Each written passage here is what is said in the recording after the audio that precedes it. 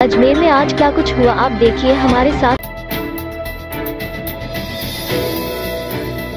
देश की वीरांगनाओं को नमन करने के लिए अजमेर में रविवार को महिलाओं की ओर से शहर के विभिन्न मार्गों से सिंदूर यात्रा निकाली जाएगी। लगभग 3 किलोमीटर तक निकलने वाली यात्रा में महिलाओं के लिए लाल कलर का ड्रेस कोड निर्धारित किया गया है।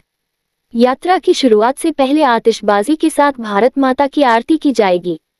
सिंदूर यात्रा की संयोजक व अजमेर दक्षिण विधायक अनिता भदेल ने कहा कि पहलगाम में हुए 22 अप्रैल की घटना के बाद से सकल नारी समाज उद्वेलित है। आतंकवादियों ने उनके सामने उनके सौभाग्य को उजाड़ा है, लेकिन भारतीय सेना ने जिस पराक्रम और शौर्य का प्रदर्शन करके उनको खत्म किया, उनके अभिनंदन को लेकर सकल नारी शक्ति की ओर से सिंदूर यात्रा निकाली जा रही है। भदेल ने कहा कि यह यात्रा रविवार को GCA कॉलेज से प्रारंभ होगी और विभिन्न मार्गों से होते हुए राजा सकल चौराहे पर समाप्त होगी। समापन से पहले एक भारत माता की भव्य आरती की जाएगी, आतिशबाजी भी होंगी। इसके साथ ही सभी बहनें सैनिकों के समक्ष सिंदूर कलश में समर्पित किया जाएगा। जिस सिंदूर की गरिमा की रक्षा के लिए और सिंदूर के सौभाग्य के लिए सेना ने ये प्रक्रम दिखाया। सैनिकों को सलाम करने के लिए नारी शक्ति की ओर से यह रैली निकाली जा रही है। भदेल ने कहा कि सिंदूर का रंग सुर्ख लाल होता है, इसीलिए सभी बहनों से लाल वस्त्र धारण करने की अपील की गई है। इस यात्रा के जरिए सभी बहनें सैनिकों को ऑपरेशन सिंदूर पर धन्यवाद देगी और जब जब ऐसा मौका आएगा तब बहाने साथ खड़ी रहेगी, इसका विश्वास दिलाया जाएगा।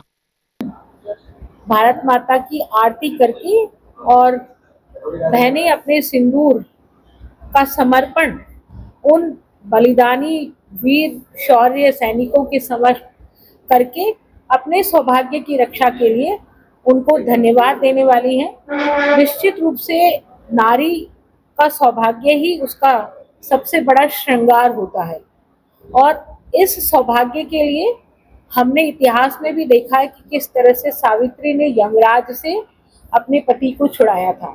तो ये सिंदूर हमारे लिए सिर्फ माथे का टीका नहीं है, इसकी जो गरिमा है, इसका जो सम्मान है, उसको जो सेना ने बचा करके रखा, उसके लिए हम धन्यवाद यात्रा निकाल रहे हैं।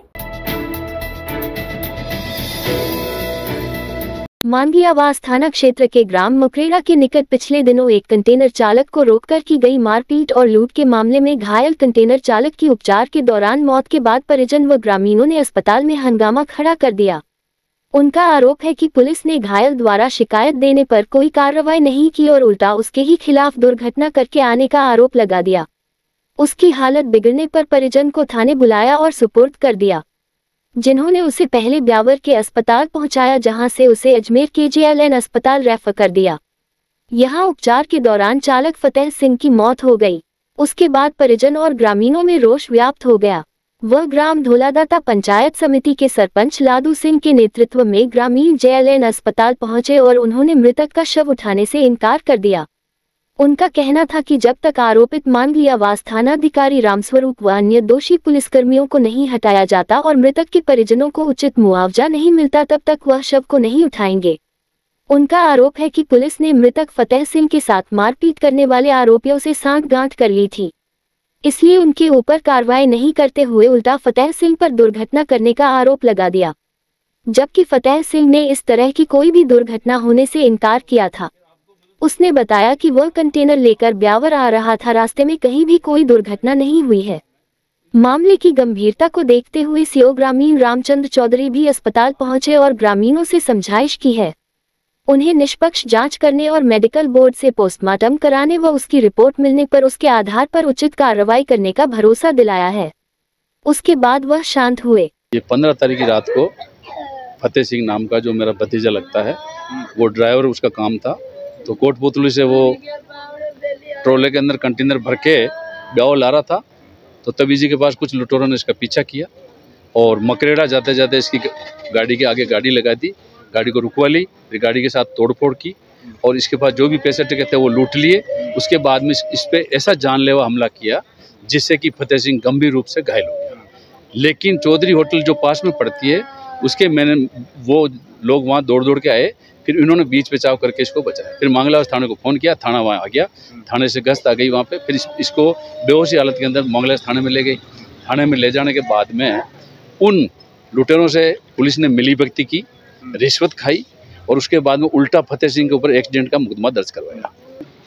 फतेह सिंह जी करके हैं जो ट्रेलर चलाते हैं। ये 15 की नाइट में 15 तारीख की नाइट के अंदर अजमेर से ब्यावर की तरफ जा रहे थे। तो मकरेड़ा तिराई से पहले तभी जी लिया के पास कुछ लोगों का कहना कि कुछ एक्सीडेंट या विवाद हुआ, जिस पे ये मकरेड़ा तिराई के आसपास इनको गाड़ी रुकवाई गई, जो इनके ग्रामीणों द्वारा रिपोर्ट दी गई है। गाड़ी रुका के इस जो फतेह सिंह है इसके साथ मारपीट वगैरह की थी, जिस पर ये थाने गए थे। थाने जाने के बाद में जो भी उचित कार्रवाई वो करके ये निकल गए थे।